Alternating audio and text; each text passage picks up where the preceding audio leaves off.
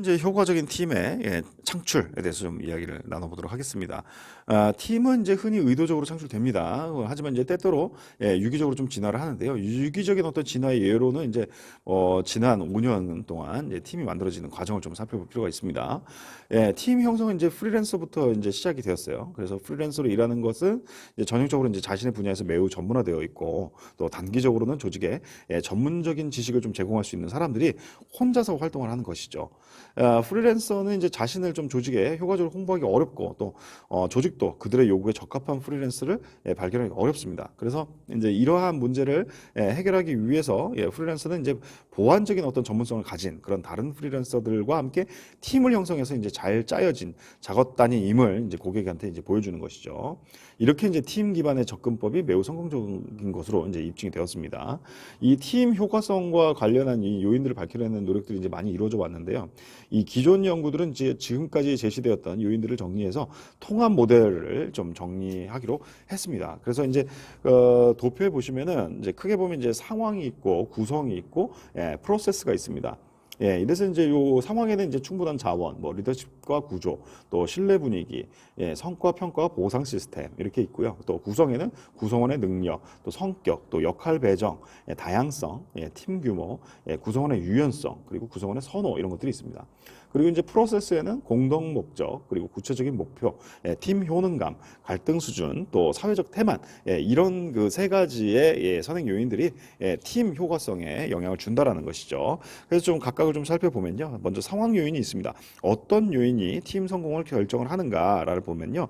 팀 성과와 이제 가장 중요한 관련이 있는 네 가지 상황 요인이 이제 충분한 자원, 그리고 리더십과 구조, 그리고 신뢰 분위기, 그리고 팀 공헌도를 좀 반영하는 성과 평가와 보상 시스템이 있습니다.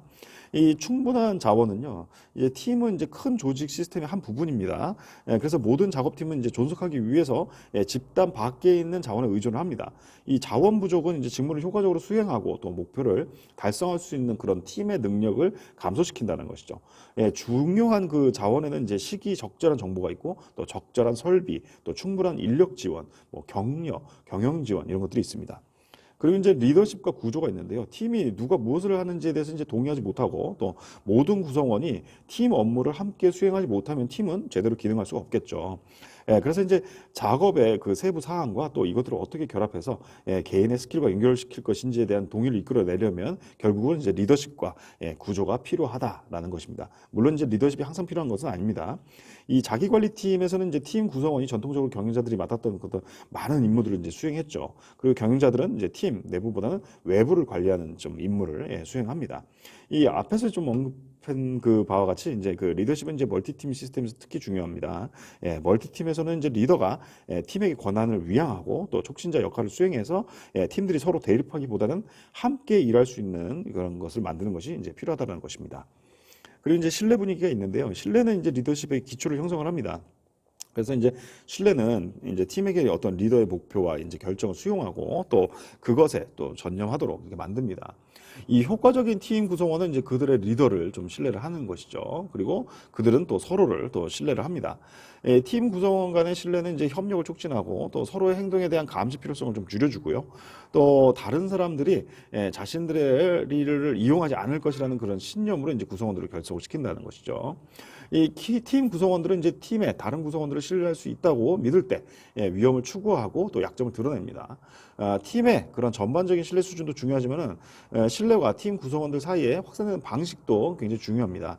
이 팀 구성원들 간의 어떤 비대칭적이고 또 불균형적인 어떤 신뢰 수준은 전반적으로 이제 높은 신뢰 수준이 가져오는 성과 이점을 이제 감소시킨다는 것이죠. 이런 경우에 이제 연합체가 형성되어서 하나 팀으로 좀 이렇게 기능하기 어려워진다는 것입니다. 그래서 이제 신뢰는 이제 팀 구성원의 행동에 대한 그런 지각에 영향을 미쳐서 팀 효과를 저해시키기도 합니다. 예를 들면 싱가포르에서 이제 이루어졌던 연구를 보면은 신뢰가 높은 팀에서 이 개인은 이 자신의 아이디어의 그 개인적 소유권을 좀 주장하고 또 방어하는 그 경향이 낮습니다. 하지만 여전히 개인적 소유권을 주장하는 사람은 이제 팀 구성원들로부터 기여도가 낮은 사람으로 평가를 받습니다. 이러한 팀 징계는 이제 분노를 표출하는 것으로 부정적인 관계, 또 갈등 증가, 성과 감소 이런 것들을 유발한다는 것이죠.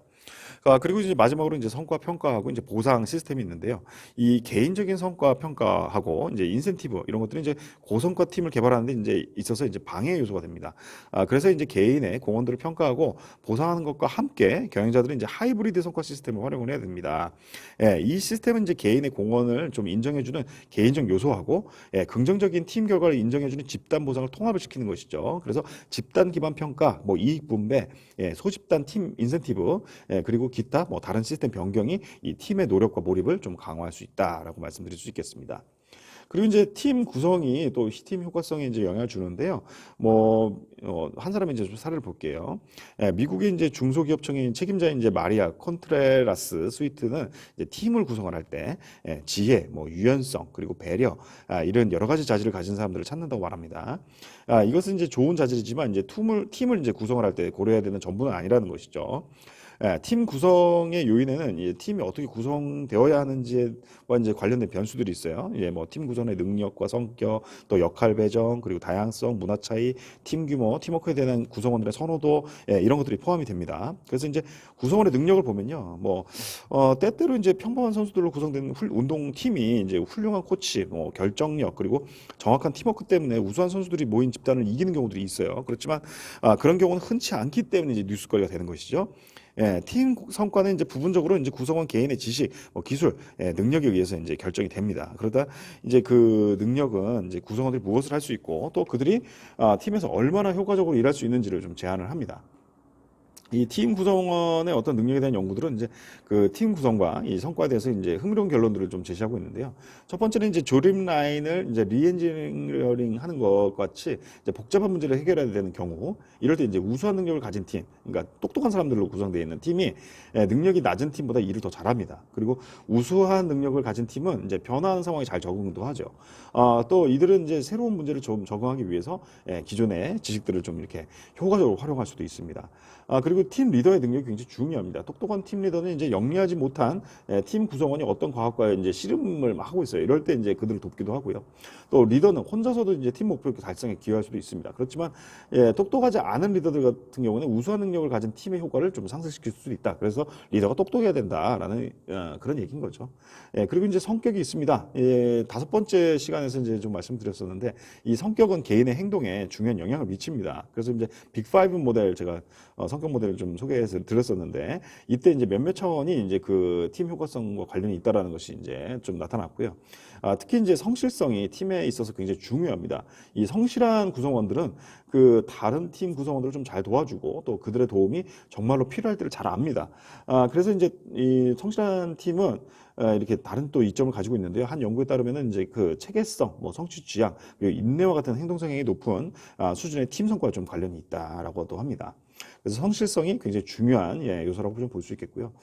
팀은 이제 개인의 성격이 근거해서 좀 효과적으로 좀 구성될 수 있습니다. 어떤 조직이 이제 4명으로 구성된 그 20개 팀을 만들어야 되는데 40명은 매우 성실한 사람이고 또 40명은 성실하지 않은 사람으로 이제 가정을 했을 때 조직은 이제 매우 성실한 사람으로 구성된 10개 팀과 성실하지 않은 사람 구성된 10개 팀으로 이렇게 만드는 것이 좋을지, 아니면 각 팀을 좀 성실한 사람 2명과 성실하지 않은 사람 2명으로 구성하는 게 좋을까, 이런 것도 좀 생각해 볼 필요가 있는데요. 기존 연구는 1번 안, 그러니까 매우 성실한 사람으로 구성된 10개 팀, 그리고 성실하지 않은 사람으로 구성된 10개 팀으로 이렇게 구성하는 것이 최선의 선택이라고 제시를 합니다.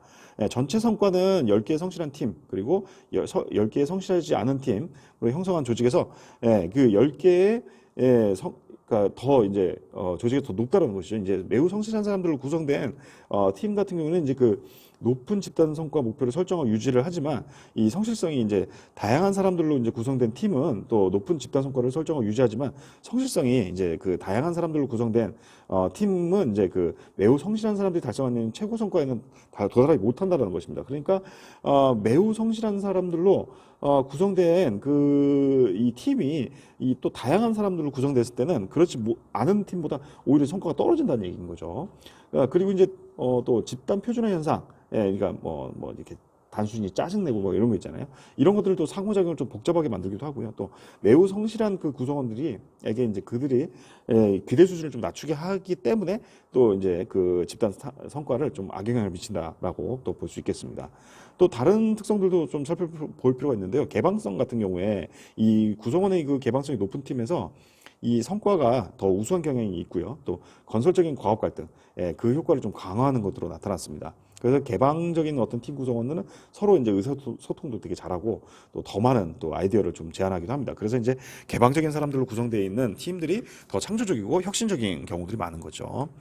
그리고 이제 과업 갈등이 정서적 안정성이 높은 팀의 성과를 강화를 합니다. 그래서 갈등 자체가 팀 성과를 개선하는 게 아니라 이제 개방성과 정서적 안정성을 가진 팀이 이제 갈등을 좀 잘 관리를 하고 또 그것들이 성과 개선에 이용될 수 있다라는 것이죠. 팀 구성원이 가지고 있는 이제 최소 수준도 굉장히 중요한데요. 친화성이 이제 부족한 구성원이 팀에 한 명이라도 포함되어 있으면 팀 성과가 떨어집니다. 그리고 친화성의 그 개인적 차이가 큰 집단에서는 이제 성과가 굉장히 감소한다는 것이죠. 네, 그리고 외향성의 효과에 대한 연구 결과는 아직 명확하지는 않아요. 이 한 연구를 보면은 이제 팀에서 외향성 수준이 이제 평균 이상일 때 부분적으로 이제 협력적인 그런 분위기 속에서 이제 돕는 행동을 증가시킬 수 있다라고, 그러니까 그런 시민 행동 이런 것들 있잖아요. 이런 것들을 좀 증가시킬 수 있다라고 좀 제시하고 있습니다. 그래서 팀의 이제 전반적인 성격 특성과 마찬가지로 이제 개인의 성격 특성도 팀에 있어서 굉장히 중요하다라는 말씀 좀 드릴 수 있겠습니다. 역할 배정에 대해서 좀 말씀드리면요. 이제 팀은 이제 다양한 요구사항을 가지고 있어서 이제 그 다양한 역할을 모두 이렇게 확실하게 수행할 수 있도록 이제 구성원들을 좀 선발을 해야 된다는 것이죠. 21년 동안 이제 778개의 야구팀을 대상으로 이제 조사한 그 연구를 보면요. 역할을 적절하게 배정한다는 것이 굉장히 중요하다는 것을 이제 좀 강조하고 있습니다. 많은 경험과 스킬을 가진 구성원들로 구성되어 있는 팀이 당연히 더 좋은 성과를 내고요. 그렇지만 이제 팀의 작업 흐름을 관리하는 그런 역할, 그리고 모든 작업 프로세스의 중심이 되는 역할, 뭐 야구의 경우에는 뭐 투수와 포수 뭐 이런 것들이 되겠죠. 그런 역할을 맡은 사람의 경험과 스킬이 특히 중요하다고 합니다. 다른 말로 하자면 이제 가장 능력 있고 경험 있는 이 성실한 구성원에게 이제 팀에게 가장 중요한 역할을 좀 맡겨야 된다라는 것이죠. 그리고 이제 9가지 팀 역할을 좀 제시할 수 있는데요. 요것들을 좀 한번 살펴보면요. 연결자가 있고요. 또 창조자가 있고, 그러니까 창의적인 어떤 아이디어를 시행하는 창조자가 있고, 또 조정과 통합을 하는 연결자가 있고요. 그리고 시행된 아이디어, 뭐 이런 거 아이디어를 지원하거나 이런 것들을 촉진하는 촉진자가 있습니다. 그리고 대안에 대해서 통찰력 있는 분석을 제공하는 평가자가 필요하고요. 또 구조를 만들고 또 설계를 하는 조직자가 있고, 또 방향을 제시하고 후속 조치를 하는 생산자가 있고요. 또 세부 사항을 검토하고 또 규칙을 시행하는 통제자가 있습니다. 그러면서 또 외부 세력을 좀 상대하는 유지자가 있고요.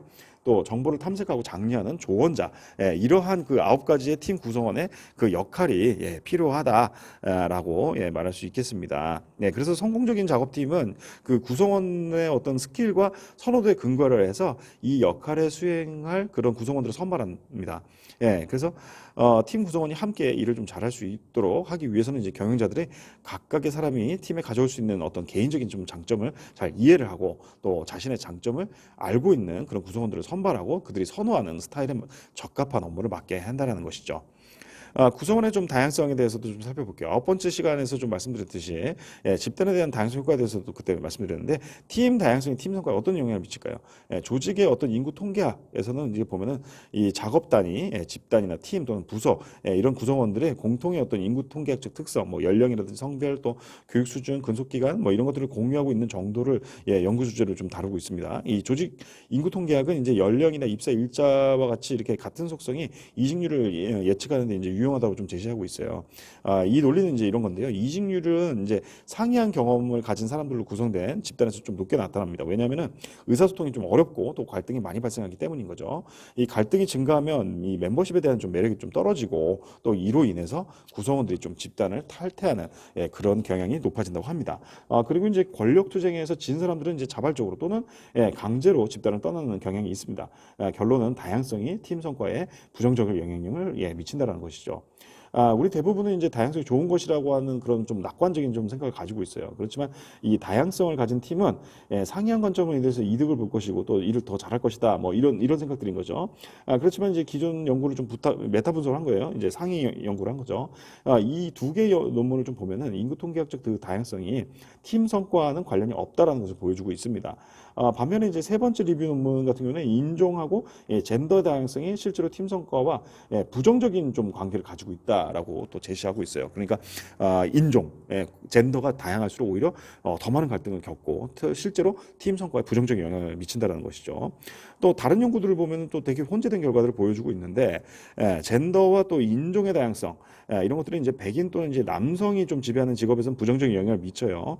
그런데 인기 통계학적으로 이제 좀 균형이 좀 이루어진 그런 직업 이런 데 있어서는 또 다양성이 문제가 되지 않는다는 거죠. 이게 그러니까 긍정적인 건 아니에요. 문제가 없다라는 것뿐인 거지. 그리고 이제 기능 그리고 교육과 또 이제 전문 지식에서 이제 다양성은 집단 성과가 좀 긍정적인 관련이 있다고 해요. 그러니까 기능적으로 전문가들, 뭐 교육 수준이 높거나 뭐 전문 지식 이런 것들에 있어서 좀 다양성이 있을 때, 이럴 때는 이제 긍정적일 수 있지만 효과는 상당히 작다. 그리고 또 상황에 따라서 달라진다는 연구 결과가 있습니다. 그러니까 결론적으로 말씀드리면 다양성이 이렇게 긍정적인 그런 효과가 있다라고 좀 보기는 어렵다라고 말씀드릴 수 있겠습니다. 문화적인 차이에 대해서도 좀 살펴볼게요. 이제 팀 다양성을 연구하는 이제 여러 가지 측면을 좀 살펴봤는데, 국가 차이에 의해서 유발된 다양성 이런 것들을 좀 살펴볼 필요가 있습니다. 기존 연구는 이제 문화적 다양성이 이제 적어도 단기적으로는 이제 팀 프로세스를 좀 방해한다라고 좀 제시를 하고 있습니다. 좀 그래도 깊이 좀 생각해 보면 문화적 지위의 차이점 이게 좀 어떨까 좀 생각해 볼 필요가 있는데요. 높은 문화적 지위를 가진 사람 같은 경우는 일반적으로 이제 이 국가의 어떤 주류 또는 지배 민족 집단에 속하죠. 뭐 예를 들면은 영국의 연구 같은 경우에는 그 문화적 지위 차이가 팀 성과에 영향을 미친다는 사실을 좀 제시를 했는데, 문화적 지위가 높은 구성원이 낮은 구성원들보다 더 많은 팀에서의 성과가 개선이 되었다는 것이죠. 이게 이제 그 다양성이 있는 팀은 그들 국가의 어떤 높은 문화적 지위를 가진 집단으로 되어야 한다. 라는 것을 좀 제시하는 것이 아니고요. 이 다양성이 있는 집단 상황에서 사람들이 어떻게 그들의 문화적 지위와 동일시하는지에 대해서 이해해야 한다는 것을 좀 시사를 하고 있습니다. 그래서 일반적으로 이제 문화적 다양성은 다양한 관점을 필요하는 과업에서는 유용할 수 있습니다. 그렇지만 문화적으로 이질적인 팀은 이제 서로 함께 일하는 방법을 배우기도 어렵고 또 문제를 해결하기도 더 어렵습니다. 그래서 이러한 좀 그래도 좀 다행인 측면은 이제 이러한 어려움이 시간이 지나면서 좀 해소된다라는 점이 있습니다. 그리고 이제 팀 규모인데요. 이 대부분의 전문가들은 이제 팀을 작게 만드는 것이 그 집단 효과성 개선에 이제 중요하다라는 것에 대해서 좀 동의를 하고 있습니다. 아마존의 이제 제프 베조스 같은 경우는 피자 두 판의 원칙을 좀 사용하고 있는데, 팀 전체를 먹이는데 피자 두 판 이상이 들면 그 팀은 너무 큰 것이라고 이제 주장을 한 거죠. 이 심리학자 이제 조지 밀러 같은 경우는 이상적인 팀 규모에 대해서 7에서 플러스 마이너스 2가 가장 좋다. 그러니까 작게는 5에서 9명 정도 가장 좋다라고 이제 주장을 하고 있고요. 작가이면서 이제 포브스 발행자는 이제 리치 갈가 아르드에 따르면은 팀의 규모 증가 그리고 성공 가능성 증가간에는 상관관계가 거의 없다. 왜냐하면은 팀 규모가 증가하면 사람들 간의 잠재적인 연결고리도 기하급수적으로 좀 증가하기 때문에 의사소통이 복잡해지기 때문이다라고 소개를 하고 있어요. 일반적으로 말하면 이제 가장 효과적인 팀의 인원은 앞에서 말씀드렸듯이 5명에서 9명 정도입니다. 전문가들은 이제 그 과업을 수행하는 데 필요한 최소한의 사람들로만 팀 구성할 것을 좀 제안하고 있고요. 경영자들이 근데 안타깝게도 팀을 너무 크게 만들고 있다는 것이죠. 다양한 관점과 스킬을 개발하는데 최소한 4명이나 5명만 있으면 된다는 것입니다. 팀 구성원이 추가되면 이제 조정 문제가 기하급수로 증가할 수 있고요. 또 팀 구성이 너무 많으면 응집성 그리고 공동 책임감이 감소하고 또 사회적 태만이 증가하고 또 구성원들의 의사소통이 줄어듭니다. 이 대규모 팀의 구성원들은 이제 특히 시간적 압력을 이제 받고 있을 때 이럴 때 서로 이제 조정하는 그 어려움을 좀 겪고 있고요. 작업 단위가 이제 커지고 팀 노력이 필요하다면 그 집단을 여러 하위 팀으로 만드는 것을 좀 고려해 볼 필요가 있다는 것입니다. 그리고 이제 구성원의 선호도 좀 살펴보면요. 모든 구성원들이 이제 팀 플레이를 잘하는 건 아니죠. 그래서 선택할 수 있으면 많은 구성원들이 팀에서 이제 빠지려고 한다는 것입니다. 이 혼자 일하고 싶어하는 사람들이 팀에서 함께 일하게 되면은 이제 팀 사기 그리고 개인 만족이 크게 하락할 수 있다는 것이죠. 이제 팀 구성을 선발할 때 개인의 능력 또 성격 또 기술뿐만 아니라 선호를 좀 고려해 볼 필요가 있다라는 것을 좀 우리가 알 수 있겠습니다. 성과가 우수한 팀은 이제 집단으로 일하는 것을 좋아하는 사람들로 이제 구성이 되어 있다라고 말씀드릴 수 있겠습니다.